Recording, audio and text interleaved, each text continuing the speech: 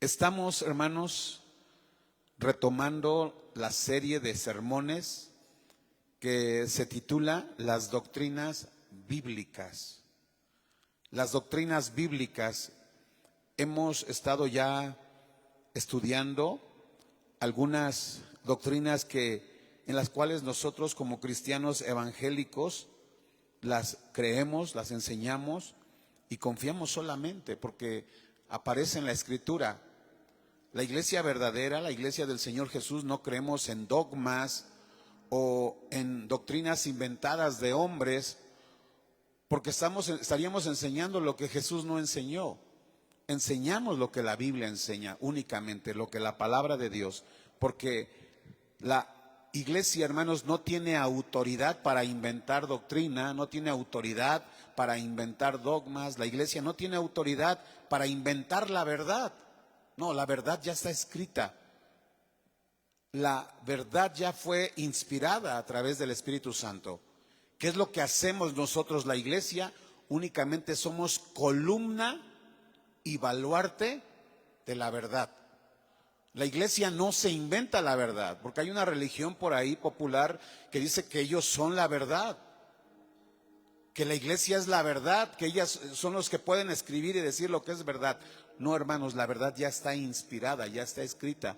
Nosotros somos columna. ¿Para qué sirve esa columna, hermanos? Para sostener el edificio. El baluarte, ¿qué era el baluarte? Era una construcción que soportaba el edificio. Y eso es lo que somos nosotros, la iglesia verdadera. Solamente sostenemos la verdad. La verdad es Jesucristo, la verdad es su palabra, y tú y yo tenemos que proclamar la verdad que está escrita. ¿Cuántos le dan la gloria al Rey? Bendito sea su santo nombre. Ya hay doctrinas, hermanos, bíblicas. Hemos estudiado la primera doctrina que nos enseñó la Biblia acerca de la voluntad del hombre, que el hombre fue creado con una voluntad libre. Él puede escoger entre el bien y el mal, pero también la Biblia nos enseña que el hombre siempre escoge hacer lo malo. Y de ahí nace la segunda doctrina, que es el estado caído, la depravación total del hombre. Se corrompe, se contamina. Por lo que el hombre, aunque tiene la capacidad de elegir entre el bien y el mal, pero el hombre elige el mal, entonces Dios tuvo que elegir a sus ovejas, a sus escogidos. Y ahí viene la tercera doctrina, la elección incondicional o la predestinación de la iglesia. La cuarta doctrina, la gracia irresistible. Es que Dios, en el momento indicado, en el momento que Él estableció, Él va a salvar a los que ya ha predestinado o ha elegido. Y Dios va a mostrar su gracia. Por eso es que por mucho tiempo muchos de nosotros nos rehusamos a venir a Cristo. Por más de que nos predicaban, nos hacían la invitación, muchos nos resistimos. Pero en el tiempo establecido por Dios, Él nos trajo a su camino. Muchos vinieron por la vara del Señor, otros vinieron por el cayado del Señor, porque Él es nuestro pastor. Él quería salvarnos, darnos vida, pero le damos gracias a Dios porque Él mostró su gracia y no nos pudimos resistir, porque Él quiere salvarnos. Bendito sea el nombre del Señor. La quinta doctrina que estudiamos es la expiación limitada, donde aprendimos que Jesús vino a morir por sus escogidos. Él vino a morir, dice Pablo, el que dio su vida por su iglesia. Sexta doctrina, hablábamos del arrepentimiento, que para poder tener acceso a la salvación, al perdón de pecados, al reino de los cielos, es necesario el arrepentimiento bíblico.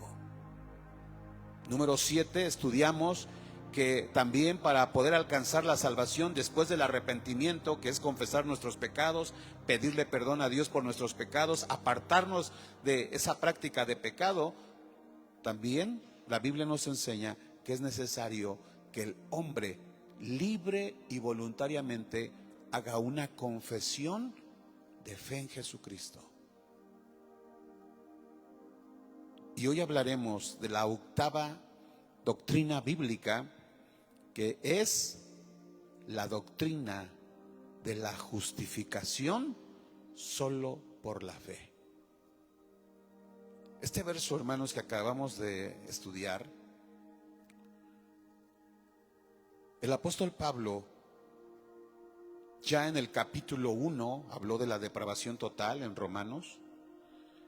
El capítulo 2 habló de aquellos que recibieron el mensaje, pero muchos no quisieron recibir ese mensaje, y por haber, hermanos, creído en Cristo, por haberse negado al arrepentimiento y de confesar su fe en Cristo Jesús, muchos tendrían que esperarse al juicio de Dios, a la ira de Dios.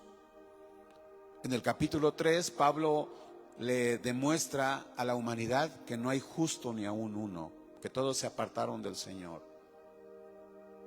Y aquí en el capítulo 5, Pablo, hermanos, enseña a la iglesia que es necesario que Dios obre en la vida del hombre perdido, del hombre pecador. Si en este momento yo les preguntara, ¿cuál es la condición espiritual de una vida sin Cristo? Yo creo que todos tenemos una respuesta en nuestra mente. ¿Cuál es la condición espiritual de alguien que vive sin Dios? O de lo que éramos nosotros antes de venir a los pies de Cristo. ¿Qué éramos nosotros? ¿Cuál es la condición del hombre? La condición del hombre, número uno, está alejado y separado de Dios y vive perdido. Esa es la condición de la persona que está sin Cristo. Número dos, está lleno de maldad y de pecado. Tres, tiene un corazón engañoso. Un corazón lleno de mentira, lleno de falsedad, lleno de hipocresía. También aquel que vive alejado de Dios es un enemigo de Dios. Aquel que vive sin Cristo es enemigo de Dios. Dios lo ve como su enemigo. Y está en pleito, está en pelea con Dios. Aquel que no ha entregado su vida a Cristo está enemistado con Dios. Número 5, aquel que vive sin Cristo, Dios está airado con él, está enojado con él, con el hombre que no le busca. La condición espiritual de uno que vive sin Cristo, número 6, está muerto espiritualmente, no existe para Dios, está muerto en sus delitos y pecados. Número 7, es un esclavo del pecado. Es un esclavo de la maldad. Aunque él trata de soltarse, de zafarse, él está esclavizado. Y ahí lo tiene el enemigo, atado, encadenado, porque lo quiere matar, lo va a destruir al final. Si no hay una intervención divina, no hay alguien que lo salve. Número 8, está cegado por Satanás. Esa es la condición de alguien que vive sin Cristo. Está cegado por Satanás. Número 9, pertenece al reino de las tinieblas. Pertenece al reino de la oscuridad. Por eso su vida es destrucción, su vida es maldad, su vida solamente es derrota tras derrota, fracaso tras fracaso, porque vive en el reino de tinieblas. no sabe por dónde va, vaga en obscuridad. Satanás tiene cegado. Y número 10, ese que vive sin Cristo está destinado, está reservado al día del juicio y el castigo eterno. Esa es la condición, hermanos, de alguien que vive sin Cristo, que vive alejado de Dios. Es culpable, está acusado, así como aquella persona, aquel criminal que hacen una denuncia por delitos y es presentado ante el juez, y ahí hay parte acusadora y hay personas que lo están acusando de delitos, pero por más de que trata su abogado, trata de defender a ese criminal, es imposible, porque hay delitos que lo hacen culpable. Y cuando es presentado delante del juez, el juez, cuando ve todos los delitos que ha cometido, él únicamente tiene que dictar una sentencia, y que es cárcel o prisión. Y así está el hombre sin Dios, sin Cristo.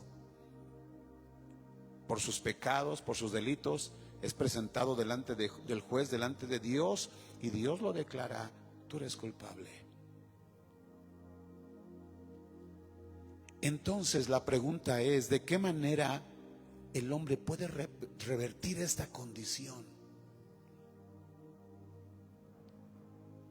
¿De qué manera o qué podría hacer el hombre para pagar esos delitos y que ya no sea culpable? Para que Dios lo declare inocente. ¿Qué tiene que hacer? Tendrá que hacer obras.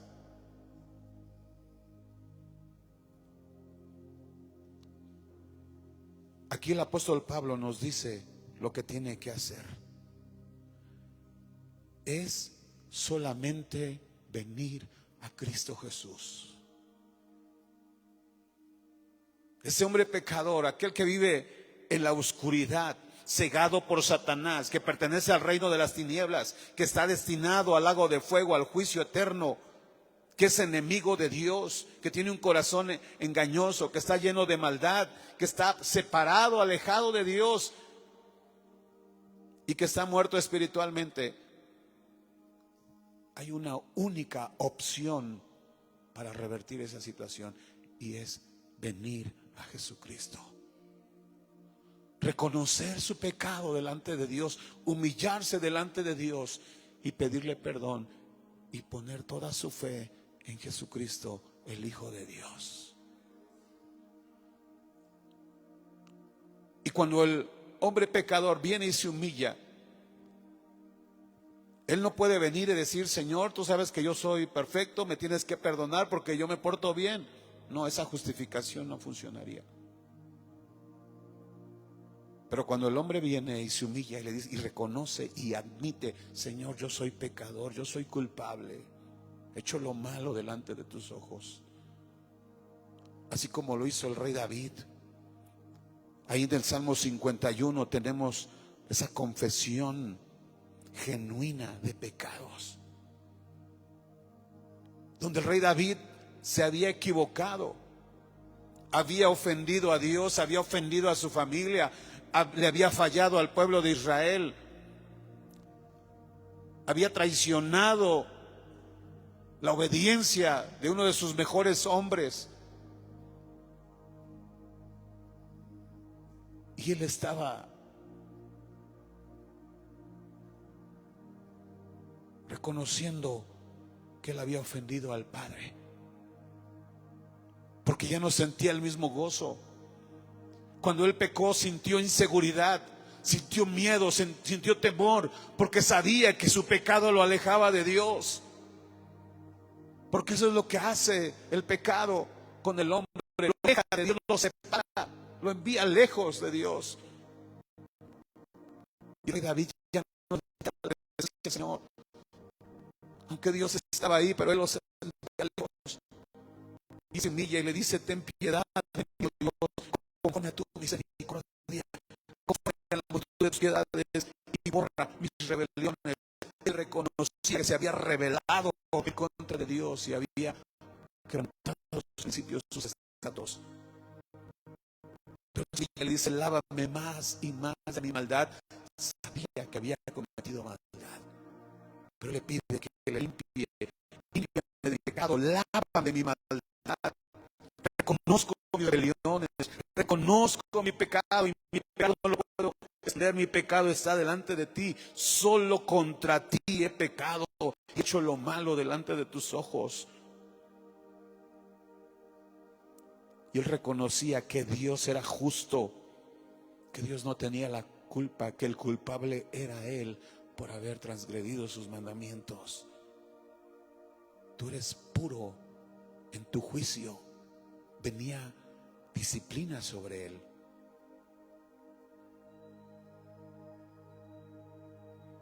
Y le dice: Señor, purifícame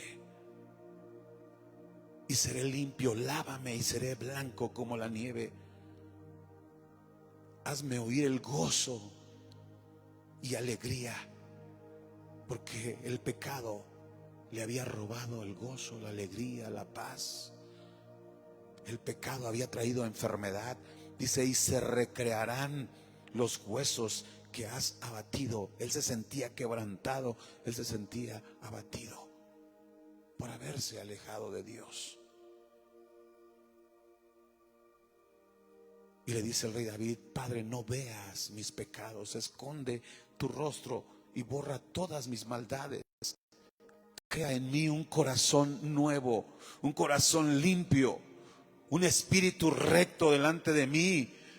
No me desprecies, no me corras de tu presencia, ni quites de mí tu Santo Espíritu. ¿Qué es lo que le dio la victoria a David? Porque él pudo vencer. Era el Espíritu de Dios. El Espíritu Santo de Dios estaba ahí para fortalecerlo. Era el Espíritu Santo de Dios que lo animaba. Era el Espíritu Santo que le daba la victoria. Era el Espíritu de Dios que lo hacía más que vencedor. Por eso le decía: Señor, no alejes tu Santo Espíritu. Y es lo que sucede cuando el hombre está en pecado. Siente esa vaciedad espiritual. El Espíritu Santo no lo desecha, pero el Espíritu Santo ya no está ahí. Dice: vuélveme el gozo de tu salvación, y que ese espíritu noble me sustente. Entonces enseñaré a los transgresores tus caminos, y los pecadores se convertirán. Él se estaba arrepintiendo, pero no solo se estaba arrepintiendo, le estaba pidiendo perdón a Dios, pero se estaba comprometiendo a vivir una vida de santidad, de obediencia. Le decía: abre mis ojos, Señor, y publicarán mis labios tu alabanza, mi boca te dará la gloria. Él ofrecía sacrificios, pero volvía a pecar, y dijo: Señor, ya no quiero ofrecer más sacrificios. El sacrificio que tú amas, el sacrificio que tú quieres, es un espíritu quebrantado, un espíritu humillado, un espíritu que obedece. Y al corazón humillado, al corazón contrito, tú no lo desprecias, Señor. Y así, hermanos, él fue fortalecido, él fue levantado. Cuando él confesó sus pecados al Señor, y aunque él era culpable de juicio, él era culpable delante del Señor.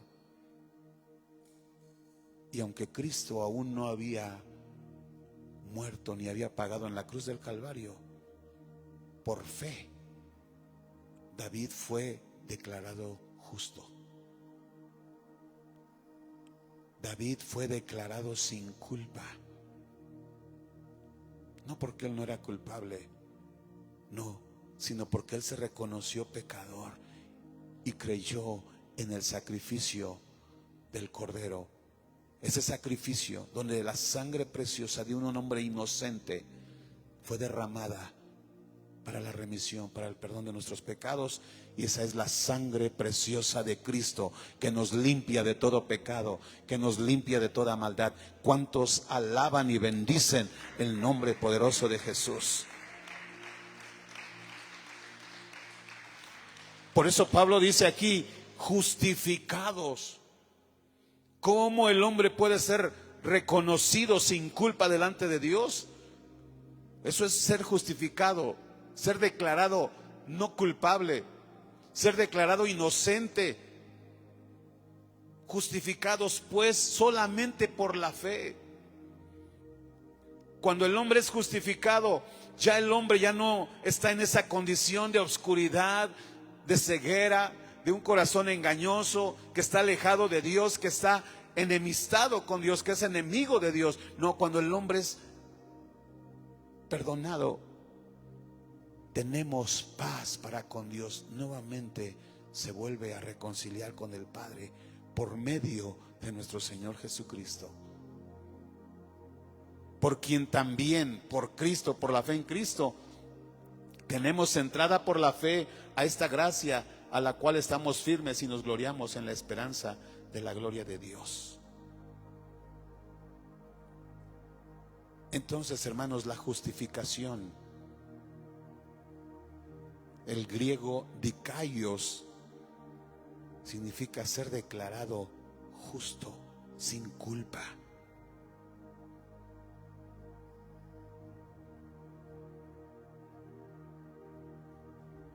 Y cuando somos justificados, hermanos, por la sangre de Cristo, esa sangre preciosa del Cordero, no solo remueve la culpa, quiere decir, no solo quita nuestra culpa, no solo quita ese castigo, no, sino ahora la sangre preciosa también nos imputa su justicia.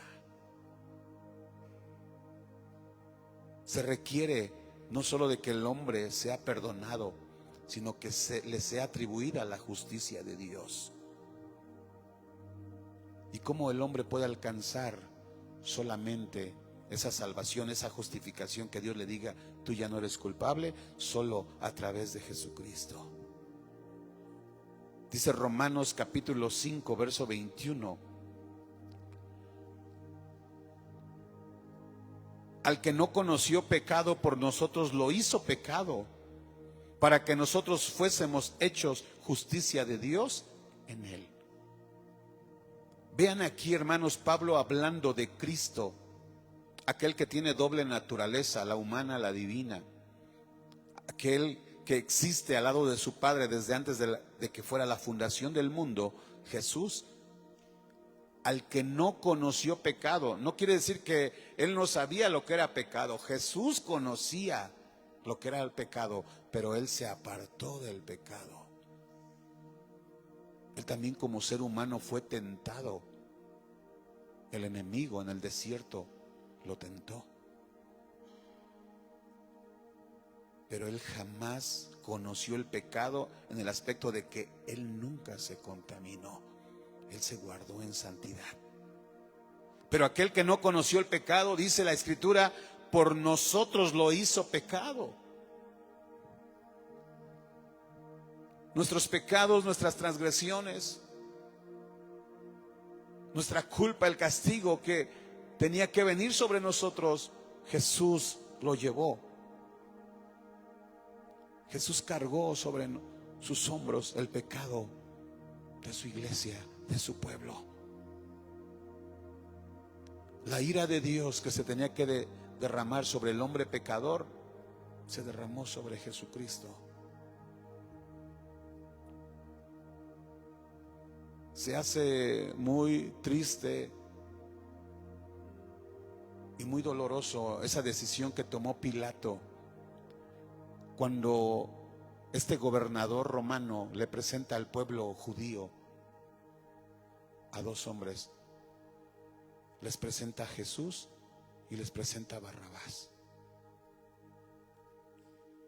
Y les dice, ¿a quién quieren ustedes que yo suelte, que deje en libertad, que les perdone? ¿A quién quieren, dijo Pilato, que yo les justifique, que lo declare inocente? y va a quedar en libertad. ¿Quién de ustedes piensan que merecía ser libre en ese momento?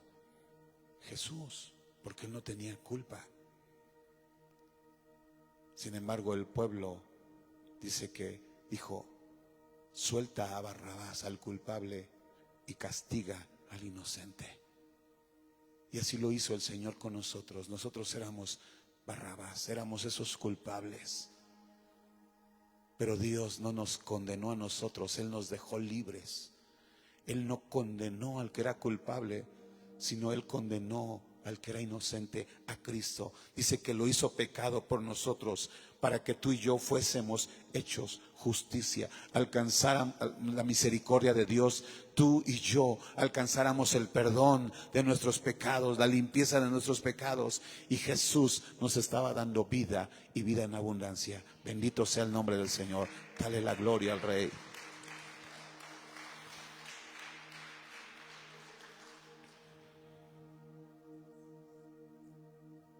Jesús estaba pagando nuestros pecados. A Jesús el Padre lo estaba haciendo culpable, no porque fuera culpable, Él era inocente, pero Él estaba cargando nuestra culpa.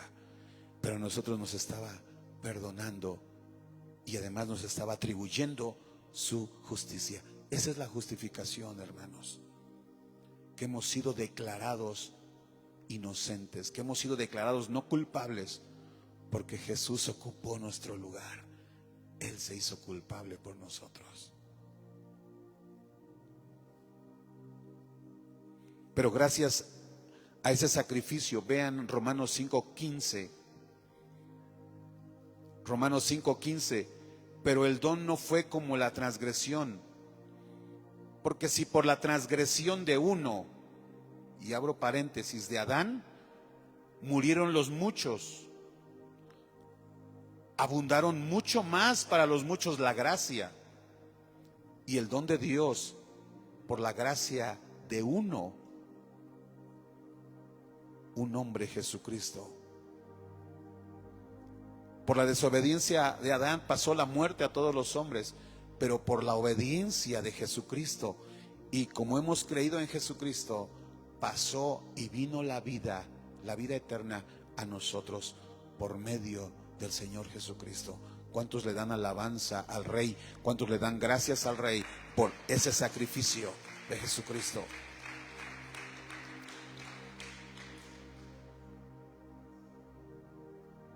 Y la justificación, hermanos,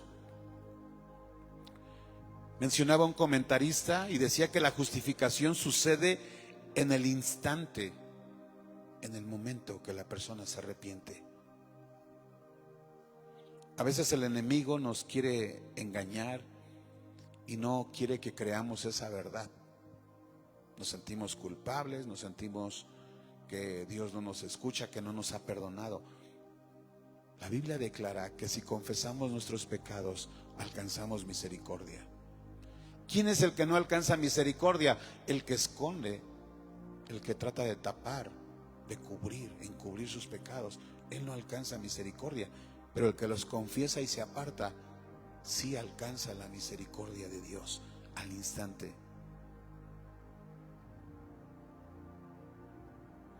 La justicia, hermanos, o la justificación es un acto legal que Dios hace, por el cual el pecador injusto que cree en Jesucristo como su Salvador es declarado inocente, no culpable, justo delante de Dios por la justicia que Cristo le ha transferido por haber creído en Él.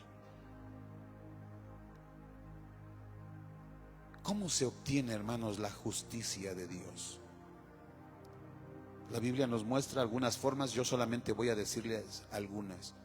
¿Cómo se obtiene esa justificación? Número uno, únicamente por la fe en Jesucristo.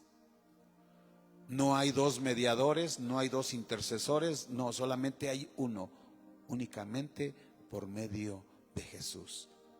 Dice Lucas, el escritor de Hechos, en el capítulo 13, versículo 39, Hechos capítulo 13, verso 39, y que de todo aquello que por la ley de Moisés no pudiste ser justificados, en él es justificado todo aquel que cree.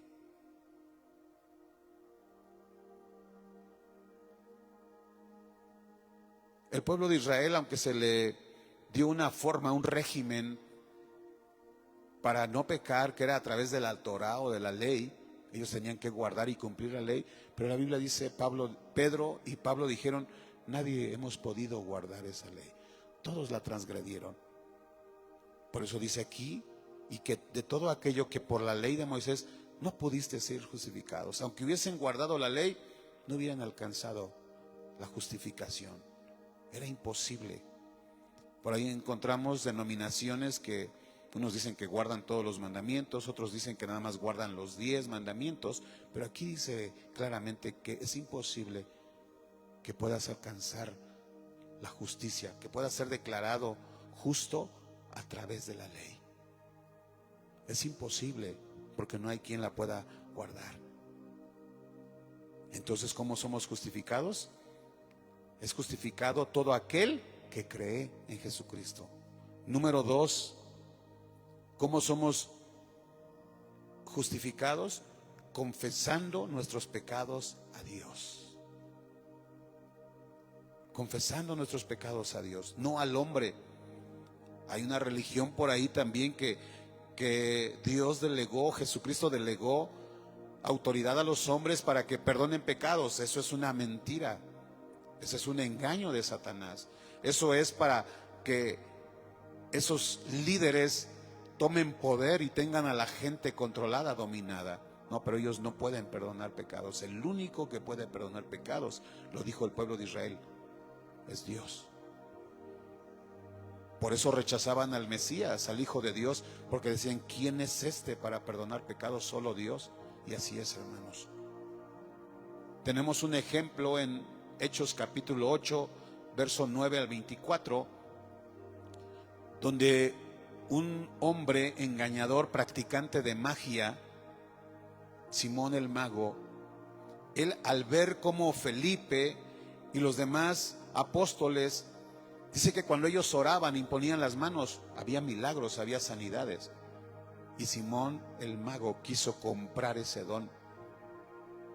Y al principio logró engañar a Felipe, que era uno de los diáconos de Israel. Pero a Pedro y a los apóstoles no pudo confundirlos.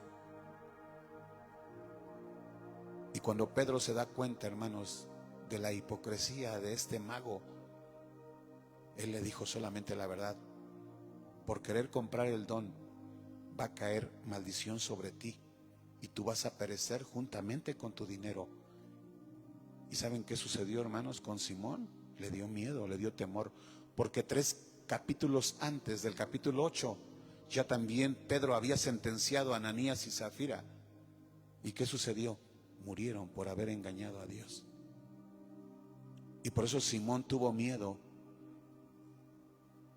Y él les suplica a ellos, que según eran los líderes, y les dice, pidan a Dios que todo esto que han dicho no caiga sobre mí. Dice Hechos 8:20, entonces Pedro le dijo, tu dinero perezca contigo. O sea, tú vas a morir con todo tu dinero, no podrás hacer nada. ¿Has pensado que el don de Dios, el regalo de Dios, la gracia de Dios, los milagros de Dios se obtienen con dinero?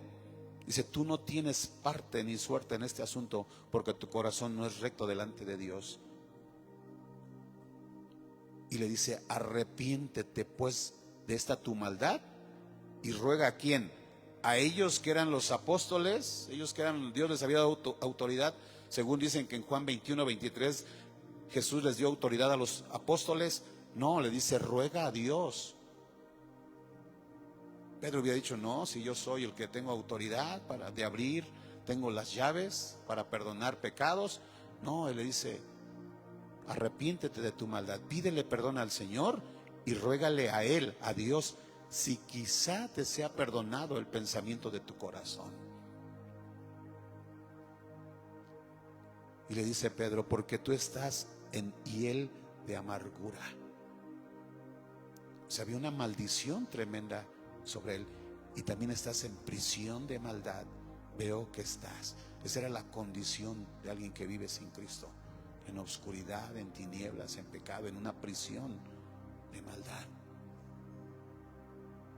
Respondiendo entonces Simón el mago le dijo, rogad a vosotros por mí al Señor. No dijo, Pedro, aquí estoy, quiero confesarme contigo. No. Simón le dice, rogad vosotros. Simón el mago no le pidió a Pedro, perdóname mis pecados. No, le pidió a Pedro que él le clamara al Señor. Le dice, rueguen ustedes por mí. Pídanle al Señor para que nada de esto que tú has dicho venga sobre mí. Porque sabía que se podía cumplir esa maldición.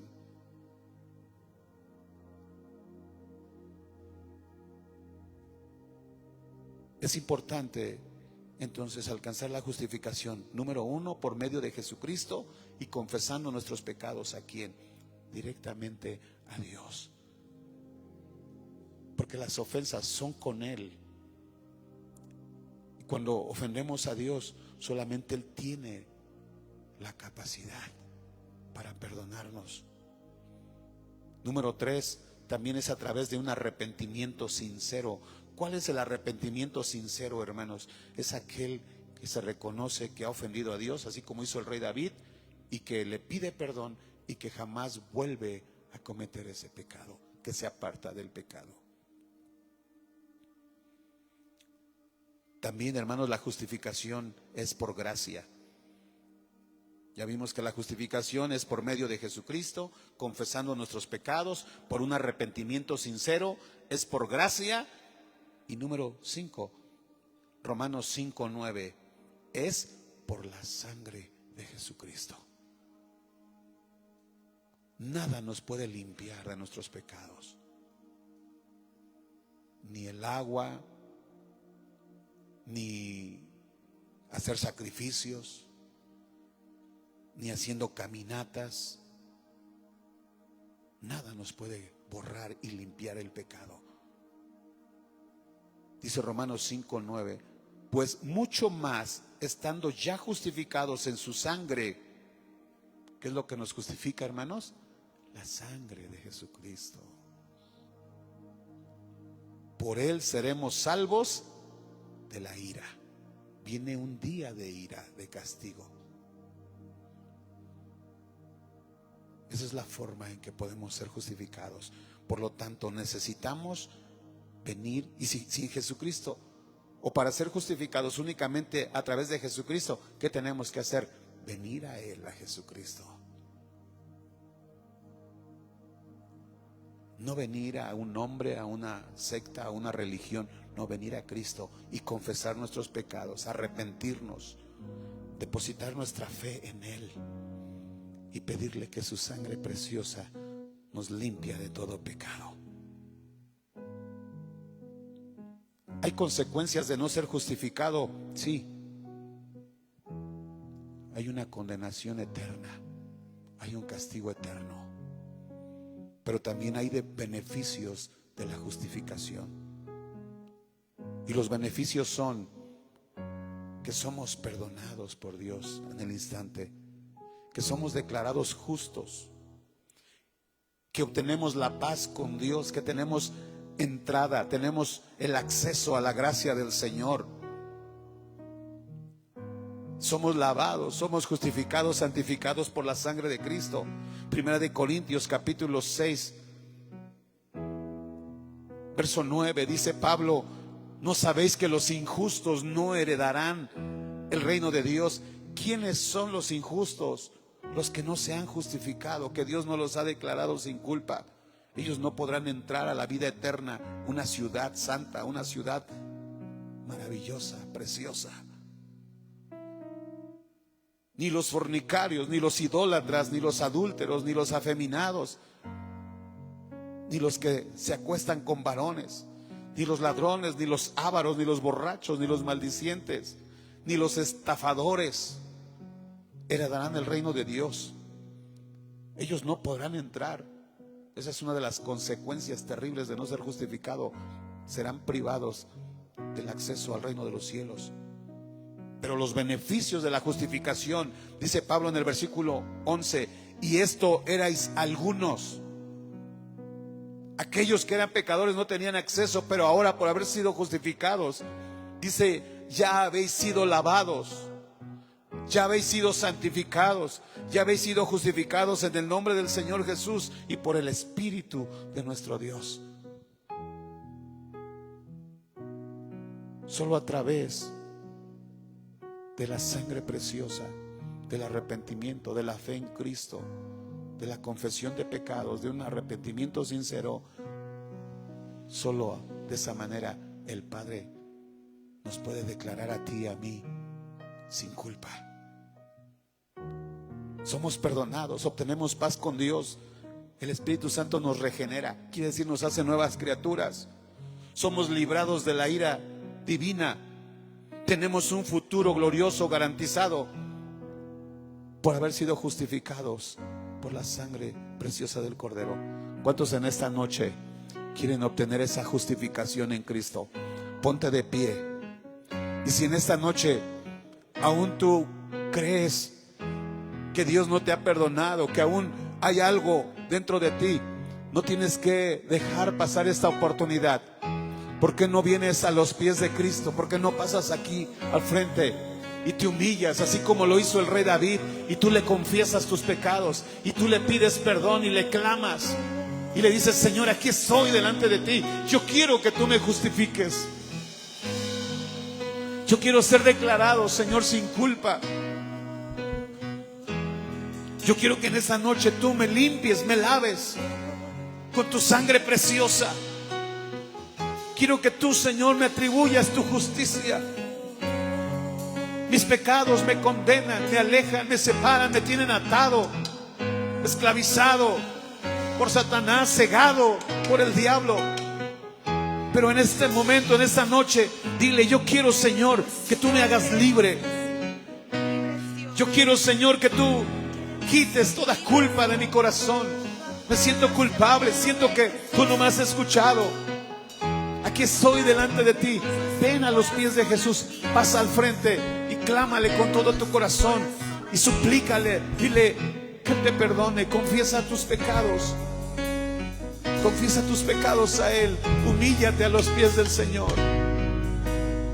Aquí está el Señor Jesús, aquel que pagó por tus pecados, aquel que entregó su vida, que derramó su sangre preciosa. Él recibió ese castigo para que tú no sufras más. Ven a los pies de Cristo, ven al Señor Jesús. Entonamos esta alabanza en lo que tú te decides a pasar. Fui escogido en ti, me llamó el amor, de nuevo nací, recibido en ti, tu sangre en mí fluyó. Ya no soy un esclavo del temor, yo soy hijo de Dios. Ya no soy un esclavo del temor,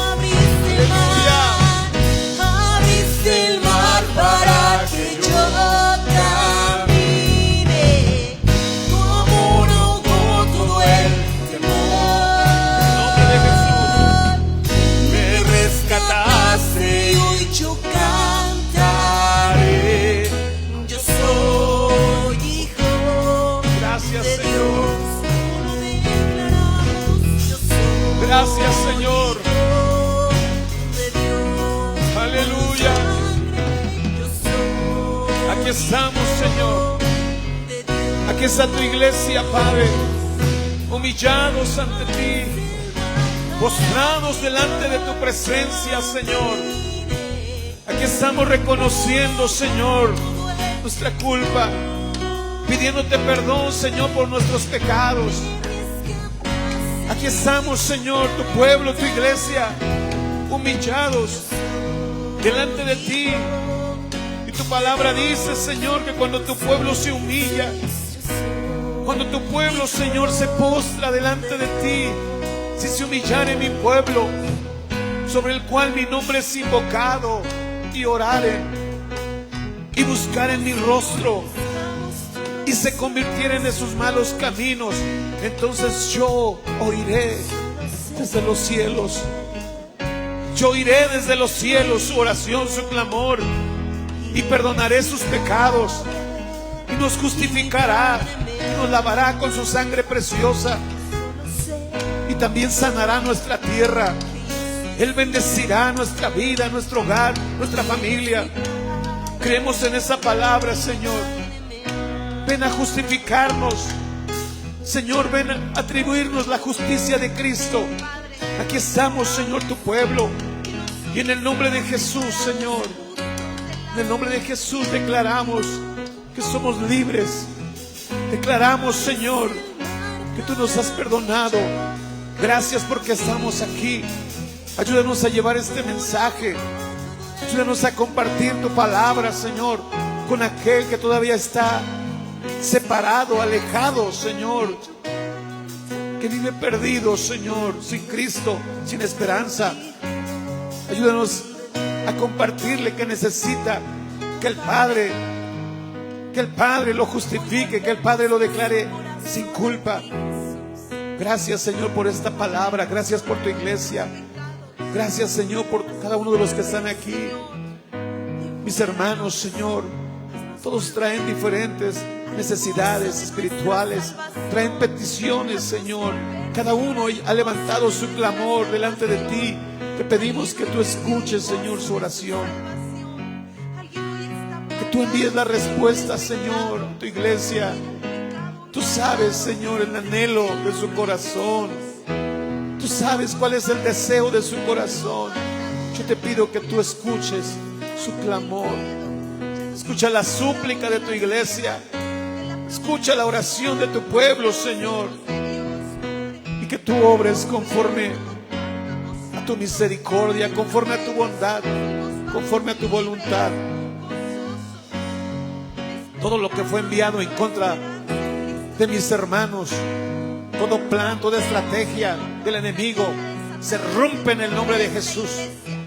Todo ataque del enemigo se rompe en el nombre de Jesús.